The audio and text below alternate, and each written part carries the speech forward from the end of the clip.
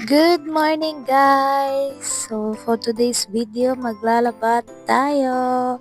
So ito pala yung tips ko para sa inyo para masaya ang pagsasama nyo. Kailangan nyo lang maglaba ng sabay-sabay.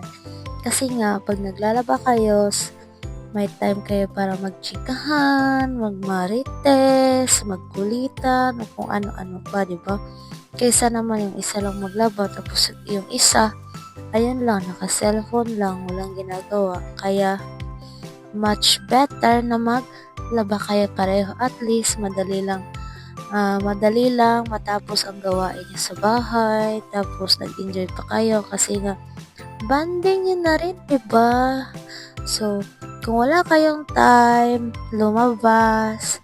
So, pwede kayong magbanding, maglaba, maglinis ng bahay, o kung ano-ano pa para naman may time kayo sa isa't isa.